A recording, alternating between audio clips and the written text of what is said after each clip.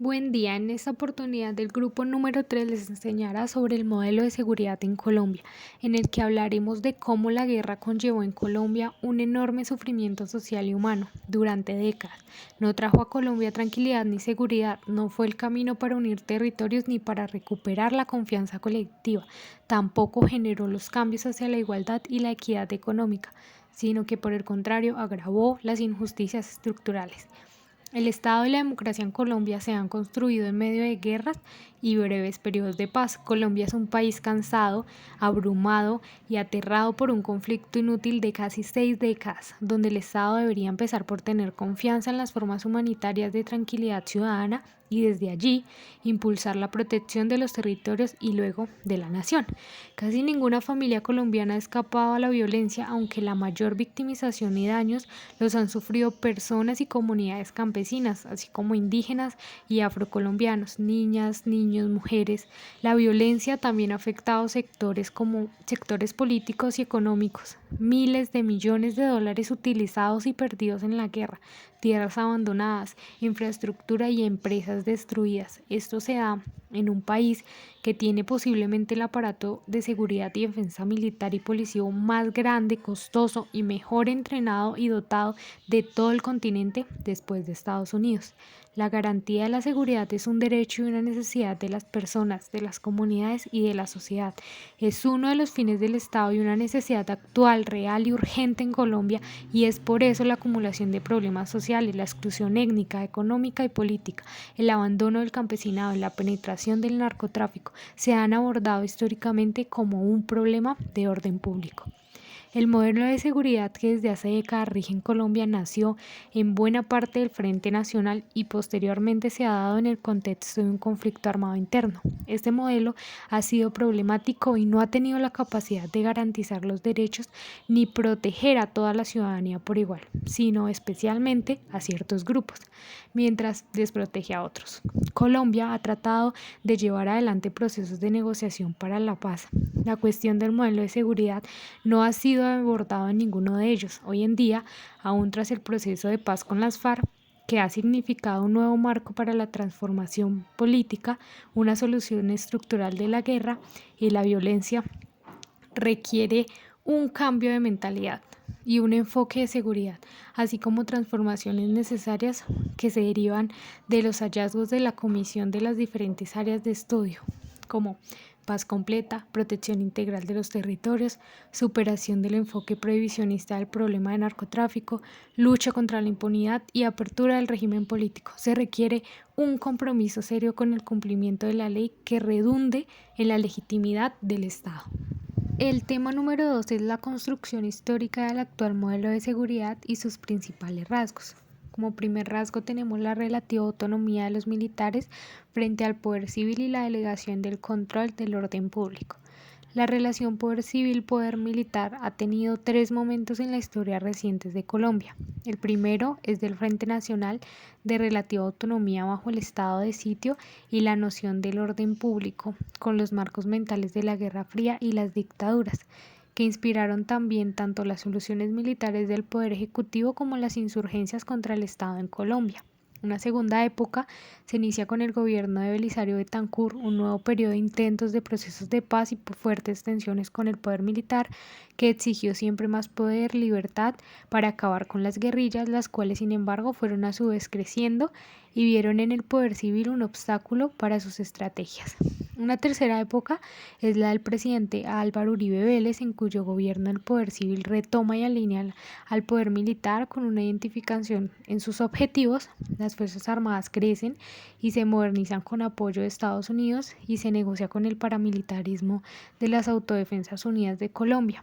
Finaliza esta época con el presidente Juan Manuel Santos, quien manteniendo ese liderazgo civil trató de implicar a los militares en el proceso que condujo al país al acuerdo de paz con las FARC. La relativa autonomía de los militares frente al poder político tiene como hito fundacional el discurso de Alberto Lleras, primer presidente del Frente Nacional, que se dio en el Teatro Patria el 9 de mayo de 1958. Lleras afirmó en ese discurso que un golpe de Estado sería escasamente sostenible en el tiempo y contraproducente para la inversión extranjera y la prosperidad del país. Dijo que en vez de eso planteó una división del trabajo entre el poder civil y el militar. El discurso no ofreció impunidad ni autorización para la comisión de abusos, sino autonomía con responsabilidad plena en el cumplimiento de la función.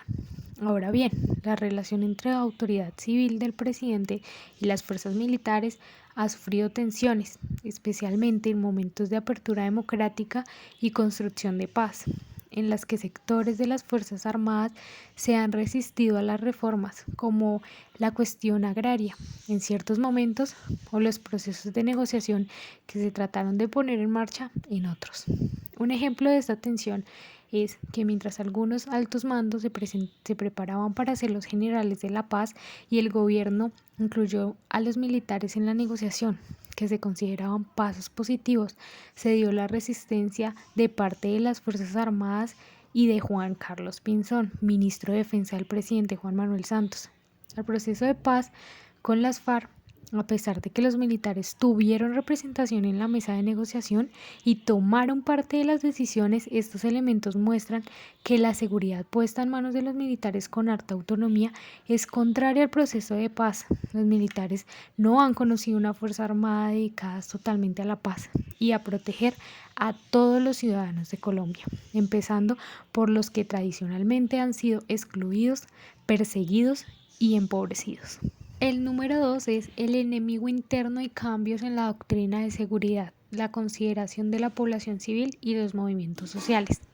Desde los años 50 del siglo XX, esta cultura encontró un discurso propicio en la doctrina de la seguridad nacional, propia de la guerra contra el comunismo, que permitió equiparar y etiquetar como enemigo a los movimientos sociales y políticos alternativos y evolucionó en el tiempo con diferentes discursos y denominaciones con base siempre contrainsurgente. Así, en un primer momento,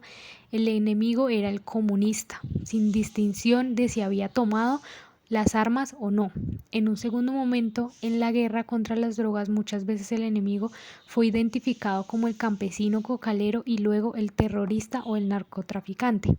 asociando a esos términos no solo a los miembros de grupos guerrilleros, sino extendiendo ese estigma a diferentes sectores y movimientos sociales o sindicales.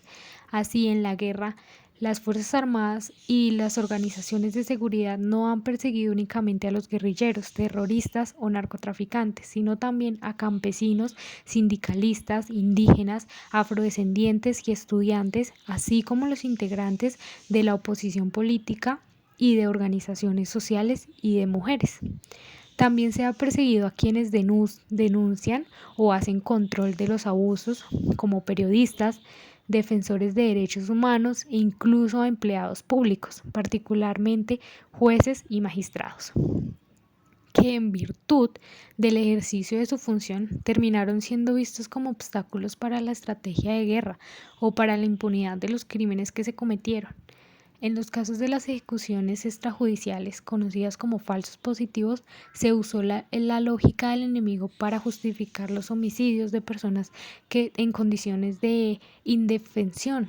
y presentarlas falsamente como guerrilleros muertos en combate para mostrar resultados en la lucha contra el insurgente.